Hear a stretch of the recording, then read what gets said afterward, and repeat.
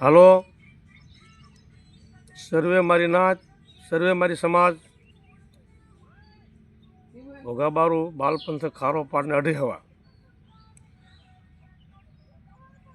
તો એક તમને જાગ્રત અને હકીકતમાં તમે જે તમને અનુભવ ખબર ને માણસને ઓળખતા નથી, માણસ શું કરે ને શું કરાવે અને શું ન કરે, એ માણસની જાણ માટે થઈને તમને એક વ્યવહારને કાનૂનને ન્યાયસર તમને એક વાત બતાવું કે એમાં કાંઈ વાતમાં ફરક હોય તો મને વિડીયો મોકલજો કે તારી વાત ખોટી આ છે. તો જયંતિ બસુએ 10 મહિના સુધી વખો હાંક્યો. શું કામ હાંક્યો એ રહસ્ય જાણવા માટેનું મારી સમાજને એટલી બધી સમજણ નથી કે જયંતિ બસુનું રહસ્ય શું છે, શું કામ, કે શું નાનું ને કાળું તુલસીનો વખો શું કામ આવડો મોટો કરે છે. તો એને બસ પંથી અત્યાર સુધીનું વેર છે 30-40 વર્ષથી પહેલાંનું અત્યાર સુધી કેશું નાનું હારે વેર, કાળું તુલસી હારે વેર. તો વખો પડે નહીં, પડવા દે નહીં. આવા વખા જેને જયંતિ બસુને દાજ હોય, જેની માથે જેની હારે વેર હોય, કારણ કે એને બોલવાનું ઠેકાણું નહીં, એની વાતનું ઠેકાણું નહીં, એને હાલતા હાલતા કોઈની હારે વિરોધ વાંધા થઈ જાય, એની ભાષા, એના લક્ષણો, એના કર્મો એવા છે કે હકીકતમાં અમારી સમાજને ઘરે ઘરે એને વાંધા, માણસે માણસેને વાંધા છે. તો એ વાંધાના હિસાબે એ બધા સમાજને ફોહલાવીને જેમ પારેવડાને દાણા નાખીને બોલાવે એમ ઘરે બોલાવે, પેઢીએ બોલાવે, અને પછી વખાનો વેર, વખામાં એ વેર લે, વખામાં વેર લે મારી નાત. અને વેર એવું લે કે હાલે ત્યાં સુધી હાંકને જ્યાં વખાનો એન્ડ આવે, વખો પડવાનો સમય આવે, પછી સમાધાન થવાનું સમય આવે, અને બરોબર એન્ડ માથે આવે ત્યારે કાંઈ નો કાર્ય ન ફાવે, મારી નાત હજી બેઠી હોય એટલે એની કાંઈ કાર્ય ન ફાવે, તો સમાધાન ન કરવા દેવા માટે થઈ, લાંબુ વધારવા માટે લાંબા વેર, લાંબા ઝેર, લાખો રૂપિયાની હાણ કરાવવા માટે થઈ અને સમાધાન ન થવા દે અને સમાધાનને એ વીખી નાખે, ઉડાડી મૂકે વખાને.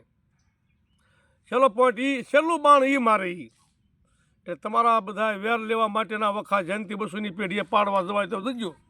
તો મેં એક કીધું કે જયંતિ બસુ તું 10 મિનિટથી વખો હાંકે, તું રિઝલ્ટ કાળું તુલસીનો અને કેશુનાનું વખાનું રિઝલ્ટ લઈ શક્યો નહીં. તો એને અમારી માથે ઘોઘાબારામાં ડિપોઝિટ ગઈ એટલે એને એમ થયું કે વખો ઘોઘાબારામાં પડી દીધી અને મારું વેર બરાબર વળશે નહીં, મારું જેમ વેર લેવું છે એમ લેવા છે નહીં. એટલે એ ભાઈએ હવે ડિપોઝિટ પાછી લાવો બાલપંથ ખારા પાટમાં. એટલે શું કામ બાપા, તમને સમાજને ખબર છે મારી સમાજ તમે બહુ ભોળી છો, બહુ ભોળી છો, મારી સમાજ બહુ ભોળી છો કે મારા બાલપંથમાં પાછો વખો લાવો, ખારા પાટમાં લાવો, એટલે એને દાજ કાઢવાની મજા આવે. એટલે ઘોઘાબારા વખો જવા દેવો નહીં, બહાર પણ વખો પડવા દેવો નહીં, બહારથી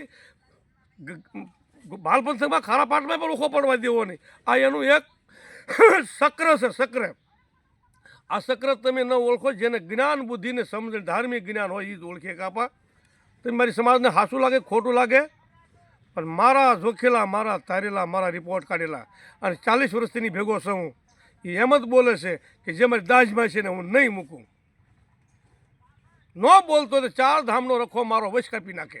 મારી નાત તમને જો હાસું લાગતું હોય તો, અને ન લાગતું, હમ ખાતા હાસું ન લાગે તો જયંતીડા આગળ જાઓ, જધાઓ, કપાવો, મરો, અને જયંતીડાના હાથે તમે શેપાઈને મરી જાઓ. બસ 4 ધામના ખાના હમ ખાઈને કહું છું કે જેની મારી દાજમાં હશે, મારી સામે એક સવાલ બોલ્યો છે એને હું નહીં છોડું. આવું મારી સાંભળતા 50 વખત બોલ્યો.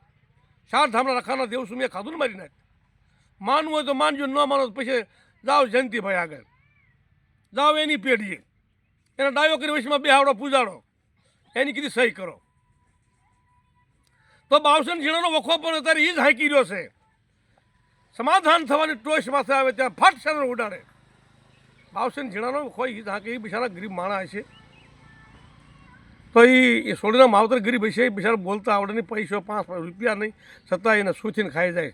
બાવસન ઝીણા હારે પણ આવો ખેલ એને સાહેબ વખાનો શેડો આવવા દેતો નથી, કેશું નાનો વખાનો શેડો આવવા દેતો નથી. તો હવે કાલે સવારે સુરત દુલાના વખાનો શેડો ઈદ પણ નહીં આવે તો સુરત દુલા તને કહી દઉં, તારે વાંહે ટીંગાવું ટીંગાઈ છે. તો મારી નાથ એને દેવસા ઉડાડે કેશું નાનું ના કાળું તુલસીના દેવસા ઉડાડતા મેં કીધું કે તું હવે તારો ખેલ તે ચાલુ કર્યો, તારા ખેલની મને ખબર પડી, તું જે ખેલ કરીશું ને કરતો આવીશો મારી સમાજ માથે, મારી નાત માથે ભોળી મારી નાતને તું એક તો ઘરે લાવીને વેર વાળશો, એક બાજુ પણ મારી સમાજ પાસેથી વેર વાળતા પાછો પૈસા ખાવાની મજા આવે ને ઘરે લાવીને સમાધાન કરવા, ઘરે લાવીને ઓખો પાડવા, ઘરે લાવીને પૈસા ખાવાની મજા લે, વેર વાળવાની મજા લે, અને એ સમાધાન થવા દઈએ પણ નહીં.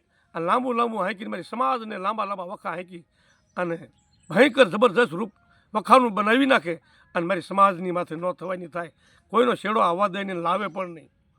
અત્યાર સુધી મારી સમાજ કોઈ મોટો હોય સમાધાન થવા દીધું, મોટો ઓખો પડવા દીધો એની પેઢીએ. આ ઝીણકી વકીલી હોય ને એ પાડે અને એમ કે હું પેઢીવાળો છું. તો એને દેવશું લખ્યું, દેવશું ઉડાડ્યું કેશું નાનુંનું કાળું તલસીને ત્યારે મને ખબર પડી કે આજ દેવશું એના ઉડાડ્યું છે. શું કામ ઉડાડ્યું છે, શું માટે ઉડાડ્યું છે એ મને જાણ થઈ.